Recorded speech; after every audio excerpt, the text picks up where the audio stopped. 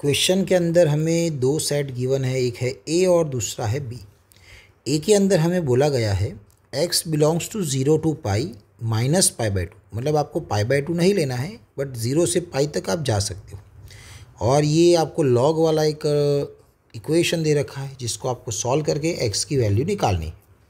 And दूसरा एक set है बी, उसके अंदर है x which is greater than और इक्वल टू 0 और एक इक्वेशन दे रखा है जिसमें एक मॉड्यूलस फंक्शन है और उसको भी हमें सॉल्व करना है। और लास्ट में पूछा गया है number of element in A union B, तो आपको ए यूनियन बी में कितने एलिमेंट्स मिलेंगे वो फाइंड करके बताना है।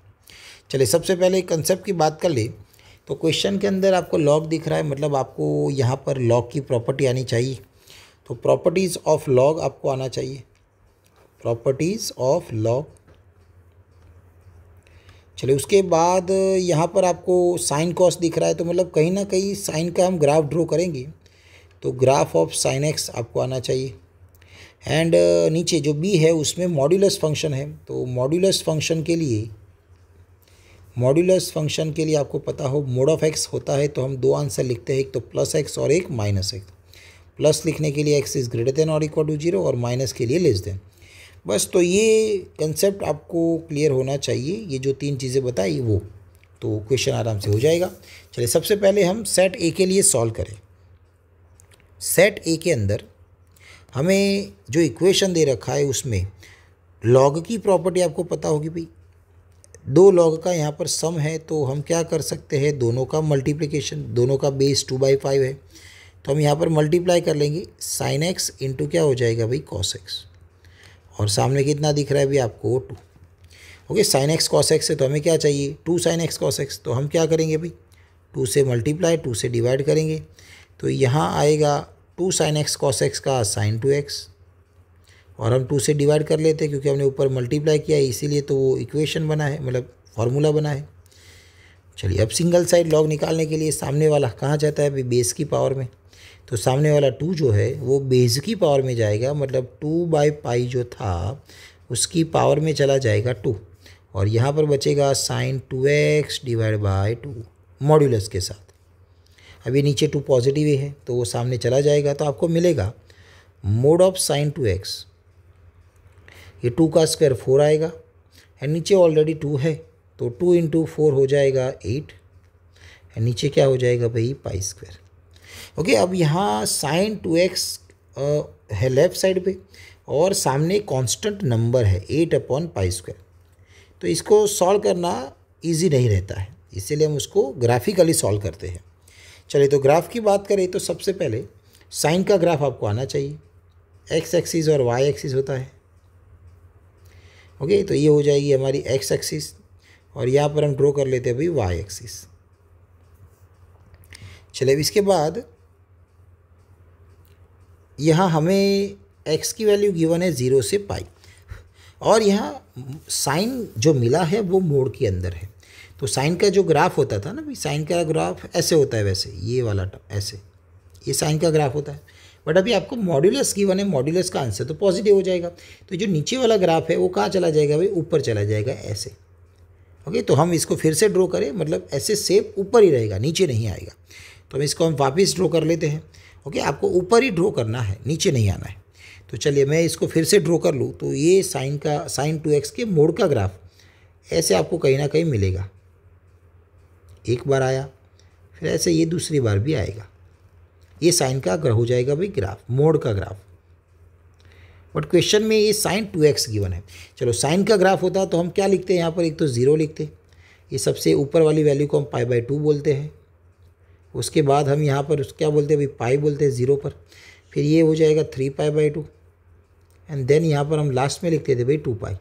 ये साइन एक्स की बात हो तो, बट अभी क्वेश्चन में क्या है साइन 2x, तो x के साथ क्या मल्टीप्लाई किया गया भाई 2, तो जब हम ग्राफ में उसको ड्रॉ करें तो हम 2 से क्या करते हैं भाई डिवाइड, तो π/2 का क्या हो जाएगा, अब ये π/4 हो जाएगा, है ना। साइन एक्स के ग्राफ में हमें साइन 2x का ग्राफ बनाना था, तो जो मल्टीप्लिकेशन में x के साथ होता है बस वही नंबर सबको डिवाइड कर लो, तो π/4 हो जाएगा, ये हो जाएगा π/2, ये हो जाएगा भाई 3π/4, एंड लास्ट में ये 2π/2, 2 कैंसिल करोगे तो आपको क्या मिल जाएगा पाई।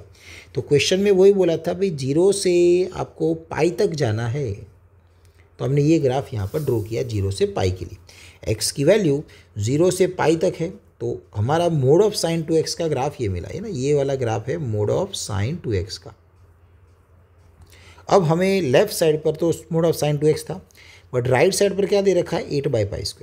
तो मैं इसकी बात करूँ भाई 8/π², तो वो तो क्या है कांस्टेंट है। ओके 8/3.14 का स्क्वायर करोगे भाई आप, तो आपका आंसर जो भी आएगा वो 0 पॉइंट समथिंग होगा। ये तो हमारा आंसर 0 पॉइंट समथिंग आने वाला है। अब आपको पता है कि भाई साइन की जो रेंज होती है ना -1 से 1 थी, तो मैक्सिमम वैल्यू आपको यहाँ 1 मिलने वाली है। बट ये जो राइट साइड पर है वो 8/π², वो आपको आंसर देगा 0 पॉइंट समथिंग। ओके तो ये 8/π² उसको आप y बोल दो, तो y बराबर 8/π² जो हो जाएगा भाई 0 पॉइंट समथिंग। तो y की वैल्यू कोई कांस्टेंट नंबर आए तो उसको हम हॉरिजॉन्टल लाइन बोलते हैं, 0 पॉइंट समथिंग है।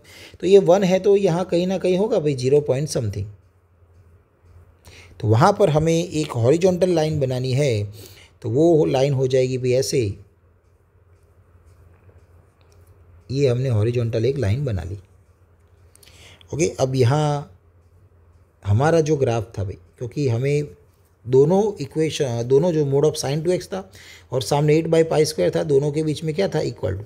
तो दोनों इक्वल कब होंगे, मतलब दोनों का आंसर कहाँ सेम आएगा, तो आप देख सकते हो क्लियरली, एक यहाँ, एक यहाँ, एक यहाँ और एक यहाँ। अब क्वेश्चन में बोला था π/2 नहीं लेना है, तो मतलब ये वाला आंसर आया होता तो हम नहीं लेते, बट अभी वो आंसर आया ही नहीं है। तो हमारे पास सेट ए के अंदर कितने कॉमन एलिमेंट आए, मतलब कि कॉमन नंबर्स आए, तो हमारे पास टोटल 4 नंबर आए।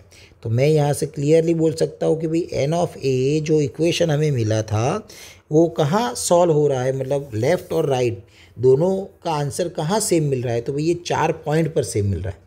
तो n ऑफ a का आंसर क्या हो जाएगा भाई 4 हो जाएगा। अब ऐसे ही आपको b को सॉल्व करना है। तो b में आपको एक इक्वेशन दे रखा है ऐसे, चले तो b के लिए मैं लिखूँ, तो b के अंदर हमें क्या गिवन है, तो हमें गिवन है भाई x जो होगा वो पॉजिटिव लेना है, 0 भी ले सकते हो, साथ में √x है, √x -4 है, -3 है, मोड है √x -2 के पास, +6 बराबर 0। अब आपको पता होगा कि जब भी मोड की बात आती है तो हम क्या करते हैं, मोड बराबर 0 ले लेते हैं। √x -2 बराबर हमने क्या ले लिया भाई 0, तो √x बराबर क्या हो जाएगा 2, तो x बराबर हो जाएगा भाई 2 का स्क्वायर क्या बनेगा भाई 4। ओके तो ये बनेगा आपका 4। पर चलिए हम ऐसा करें, √x को हम t मान लें, क्योंकि हर एक जगह पे √x ही है, तो √x को हमने t मान लिया। तो इक्वेशन हो जाएगा t -4 मोड में t -2 +6 = 0। अब मोड में t -2 है, तो मतलब ये t बराबर क्या देगा भाई आपको 2 देगा, है ना। √x के हिसाब से जाओ तो भी चलता है। अब ये t बराबर 2 आया, मतलब हमारे पास 2 केस बनेंगे। केस नंबर 1 है कि भाई जब t की वैल्यू 2 से कम हो। अब t की वैल्यू 2 से कम होगी तो t -2 का आंसर क्या आएगा, <0। दैट मीन्स उसके मोड का आंसर क्या हमें लिखना पड़ेगा, आगे माइनस लिखना पड़ेगा, -t -2। चलिए अब इसको हमें सॉल्व करना है, मतलब जो ऊपर इक्वेशन था उसको हम सॉल्व करेंगे। चलिए तो ऊपर जो इक्वेशन था उसको वापस लिखे यहाँ पर, तो t × t² हो जाएगा -4t, और यहाँ माइनस का +3 करेंगे और t -2 लिखेंगे ना, मोड निकाल के नेगेटिव लिखा, +6 बराबर 0। तो ये क्या हो जाएगा भाई, ये t² हो जाएगा, -4t +3t करोगे तो -t आएगा, 6 - 2 करोगे तो +4 आएगा। ओके इजी 3 × 2 6 होगा, -6 + 6 क्या हो जाएगा भाई 0। तो हमें ये लास्ट में 0 मिलेगा। तो यहाँ से t की 2 वैल्यू आएगी, एक तो t बराबर 0 आएगा एंड दूसरा वाला आपको मिलेगा भाई t बराबर 1। अब t ही आपका क्या था, √x था, तो √x बराबर 0, तो x बराबर भी 0 हो जाएगा। t बराबर √x बराबर 1 लिखोगे तो आप x बराबर क्या लिख सकते हो भाई 1 का स्क्वायर 1। तो यहाँ से आपको 2 और वैल्यू मिली है, एक है 0 और एक है 1, दोनों ले सकते हैं क्योंकि कंडीशन है x इज़ ग्रेटर देन और इक्वल टू 0। अब ये फर्स्ट केस था, अब वैसा ही आएगा भाई second case, case number 2। Case number 2 में हम t क्या लेते हैं भाई greater than 2, that means t -2 का आंसर हो जाएगा पॉजिटिव। अब ये पॉजिटिव है तो मॉड्यूलस का आंसर भी ये मोड निकाल सकते हैं, भी हम t -2 लिख सकते हैं। तो यही इक्वेशन अब कंटिन्यू करें, हम इसको आगे सॉल्व करें। तो ये अब आएगा T into T T square minus 4t, अब ये माइनस ही रहेगा 3 के साथ t minus 2 plus 6 equal to आएगा भाई 0। चलिए इसको सॉल्व किया जाए तो ये है T square minus 4t minus 3t plus 6 बराबर 0। तो ये हो जाएगा भाई T square minus 7t plus 12 बराबर 0। तो ये दो फैक्टर टी 12 के फैक्टर भाई, तो 4 3 हो जाएगा t minus 4 t minus 3 equal to 0। तो t की दो वैल्यू मिलेगी, एक तो मिलेगी 3 एंड दूसरा मिलेगा भाई आपको 4। अब t बराबर आप रूट एक्स लिखोगे, रूट एक्स बराबर 3 स्क्वायर करोगे तो x बराबर 3 का स्क्वायर बनेगा 9, रूट एक्स बराबर 4 आएगा, x बराबर 4 का स्क्वायर बनेगा भाई 16। तो आपके पास x की दो और वैल्यू आएगी। तो ये हम सॉल्व कर रहे थे b के लिए, तो b के अंदर आपको x की कितनी वैल्यू मिली, तो भाई टोटल 4, 0 1 9 16, चारों अलग है, तो n ऑफ b हो जाएगा भाई हमारा 4। अब क्वेश्चन में आपको क्या बोला गया था, आपको फाइंड करना था n of a union b, तो हमें n of a union b find करना था। तो बोलो n of a union b का फॉर्मूला क्या होता है, तो फॉर्मूला था भाई n of a plus n of b minus n of a intersection b। n of a में कितने एलिमेंट मिले थे भाई 4, b में भी कितने मिले 4, और माइनस करके हम इंटरसेक्शन की बात करें तो देखो भाई a के अंदर हमें जो एलिमेंट्स मिले हैं वो सारे यहाँ पर थे, ये वाले एलिमेंट्स यहाँ पर है ना। तो ये जो 4 एलिमेंट्स है जो भी होंगे उसकी x की वैल्यू की बात की जाए तो वो कहीं ना कहीं इंटीजर वैल्यू तो नहीं होगी। 0 और π/4 के बीच में कोई इंटीजर नंबर तो आएगा नहीं। वैसे ही π/4 से π/2 के बीच में भी जो नंबर आएगा वो इंटीजर नहीं होगा, मतलब जो a के एलिमेंट थे उसमें कोई इंटीजर वैल्यू नहीं थी। तो मैं यहाँ पर लिख सकता हूँ भाई नॉन इंटीजर नंबर, है ना, नॉन इंटीजर थे। और जब आप b की बात कर रहे हो भाई तो b के अंदर जो आपको आंसर मिले वो सारे के सारे 0 1 9 16 कैसे भाई इंटीजर्स आंसर है, इंटीजर्स। तो फिर यहाँ हमें इंटरसेक्शन मतलब कॉमन में क्या मिलेगा, तो इंटीजर और नॉन इंटीजर में कुछ कॉमन आएगा नहीं, मतलब वो हो जाएगा आपका 0। तो 4 + 4 का आंसर कितना बनेगा 8, तो यही है हमारा आंसर 8। यूनियन का नंबर ऑफ एलिमेंट हो जाएगा भाई 8, तो वो हो जाएगा हमारा आंसर 8 जो आपको यहाँ ऑप्शन नंबर 3 में दिख रहा है। Thank you.